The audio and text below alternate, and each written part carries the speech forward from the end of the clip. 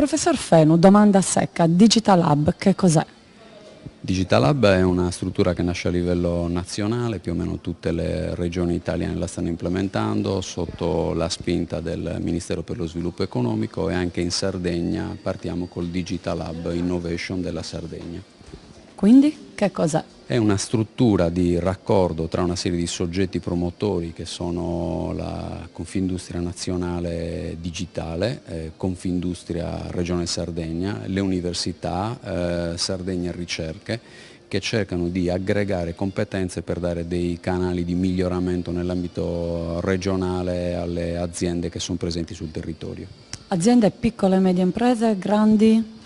La speranza è quella di coinvolgerle tutte. Chiaramente la nostra idea è quella di cercare un percorso per quanto possibile virtuoso per riuscire a canalizzare le specificità locali, per renderle disponibili anche con un riuso verso l'esterno del territorio sardo. Possiamo affermare che nel passato abbiamo visto il mondo delle imprese lavorare in un modo, il mondo dell'università lavorare separatamente, il CRS4, invece adesso vediamo che tutti questi partner si stanno incontrando, stanno iniziando a parlare per cercare di studiare insieme delle strategie volte al futuro.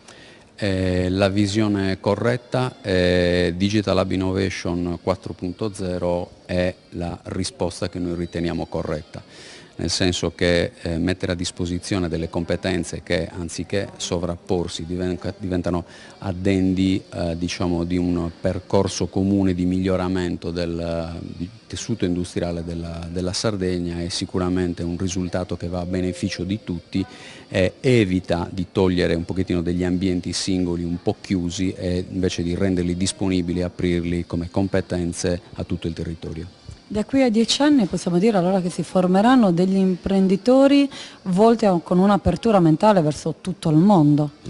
Questa è la speranza, ci rivediamo tra 10 anni qua e forse le so dare la risposta, speriamo che sia positiva, io lo credo. L'impegno del CRS4 verso le imprese del territorio, ma non solo, è notevole.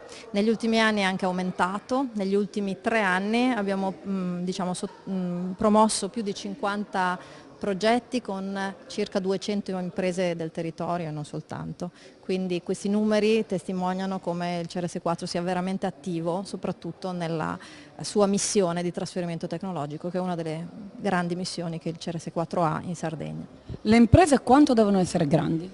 Non importa, noi abbiamo esempi di innovazione e di successo con imprese grandissime, leader mondiali in alcuni settori, ma anche con imprese piccole per le quali abbiamo fornito dei servizi che per la loro sofisticatezza tecnologica non sono a misura diretta di impresa, che quindi le imprese del territorio sardo, ma non solo, possono vedere nel CRS4 un interlocutore per svolgere questi servizi che altrimenti non sarebbero accessibili a imprese piccole. Piccole e medie imprese quindi che aprono le nuove porte verso il futuro, verso la digitalizzazione, quindi spalancando le porte della Sardegna. Sì, certamente. Cagliari, la Sardegna, può ben ha diritto a essere considerata una delle capitali del digitale in Italia e quindi le imprese del nostro territorio hanno direi la fortuna di avere qua stabilite delle realtà importanti tecnologiche e di ricerca avanzata, penso al CRS4, penso naturalmente anche alle università sarde ed è quindi il momento che le imprese sfruttino appieno questo potenziale.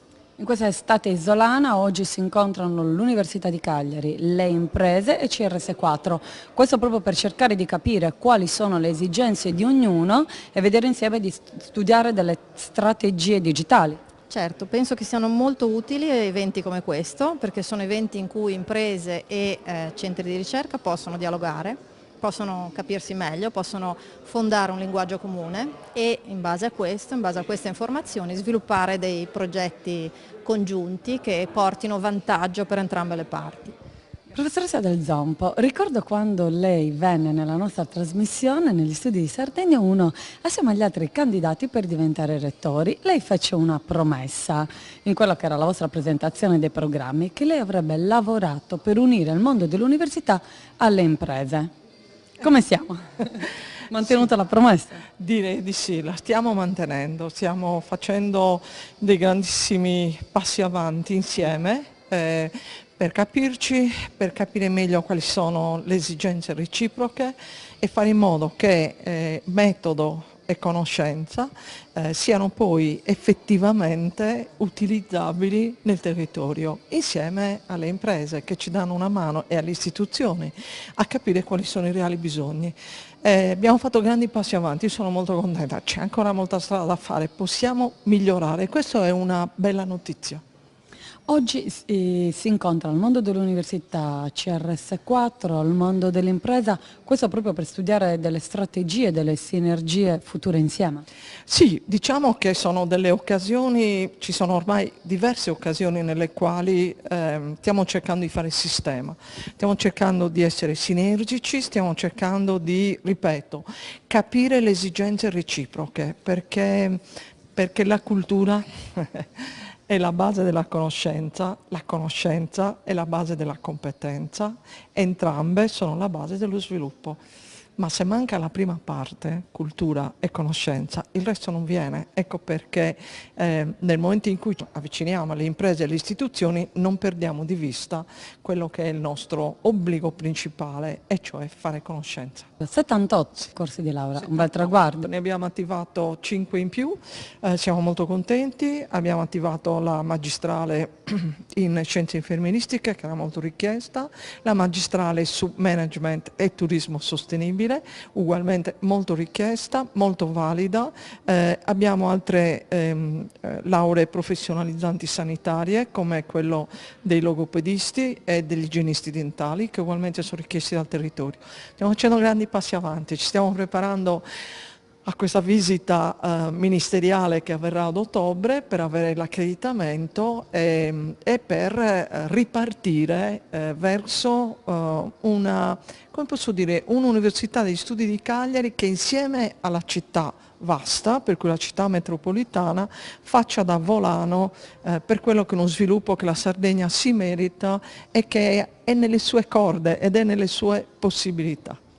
Guardando un po' quelli che sono i corsi di studio, ho visto che c'è una laurea specialistica in International Management, nel quale gli esami sono totalmente in inglese, un'apertura globale quindi al mercato. Sì, abbiamo fatto le premiazioni delle 12 migliori tesi, una era del corso di laurea totalmente in inglese, ovviamente lo studente ha fatto la presentazione in inglese, anzi il neodottore perché era già laureato. Molto orgogliosi anche di questo, molto spigliato, molto sereno, molto convinto, per cui ripeto, la Sardegna ha una bella gioventù, è una bella terra ma ha una bella gioventù e noi speriamo di metterli nelle condizioni di poter giocare nello sviluppo della loro terra ma anche nella crescita di se stessi nel mondo del lavoro. Neolaureati non solo 25 anni ma anche 40-45 anni, proprio perché magari si ha la voglia così di migliorare sempre la propria formazione anche per una crescita professionale. Da qui la nascita di corsi online. Sì, c'è un corso totalmente in e-learning e ci sono 4 corsi che vanno dall'economia al turismo, all'ingegneria elettrica, elettronica e informatica, che sono in modalità mista, ma la parte in presenza è spalmata nei 3 anni ed è funzionale ad un percorso che anche una persona che lavora può svolgere. Noi speriamo che anche ragazzi che magari per 1000 motivi non possono venire a Cagliari a studiare approfittino di queste opportunità per poter crescere anche stando a casa loro per motivi economici o esigenze di lavoro o altro. Ecco, speriamo che sia così. Siamo convinti che siano 4 lauree, tutte e 4 molto ben spendibili nel territorio. L'anno scorso ci siamo lasciate, lei era uno dei 4 rettori donne su 78 atenei italiani. Sì. Quest'anno come siamo messi? Siamo sempre lì, i nuovi rettori sono tutti maschietti. Ma non abbiamo alzato assolutamente la media? No, ma noi puntiamo comunque a fare del nostro ateneo un vero ateneo cioè un ateneo dove le pari opportunità sono veramente al centro dell'attenzione e ci sono davvero pari opportunità. Ci stiamo avvicinando. Anche con l'inserimento di nuovi servizi, quale ad esempio il nido che voi avete. Adesso ancora siamo a livello di stanze rosa e un piccolo baby parking a Saduchessa, però quest'anno speriamo di attivare il nido sempre a Saduchessa. Ma poi abbiamo firmato la convenzione per gli studenti atleti e per cui noi quei ragazzi che sono campioni, hanno una bella e grande voglia di essere primi primi nello sport e però hanno voglia anche di studiare, noi gli diamo delle facilitazioni perché si possa tener conto dei loro impegni sportivi, ma anche del fatto che magari hanno voglia di studiare, e noi siamo contenti di poter dare loro una mano. Formando la loro testa, la loro cultura. Quindi. Aiutandoli a crescere, aiutandoli ad essere sempre più consapevoli, aiutandoli a trovare poi un posto nel mondo del lavoro una volta che magari il momento sportivo passa. Ecco, per non lasciare rimpianti e per non lasciare il fatto, come sempre, no? Che uno deve rinunciare alla cultura perché diventa mamma, perché diventa papà o perché sta facendo uno sport. No, non si deve rinunciare alla cultura, e l'Università di Studi di Cagliari sta facendo questo.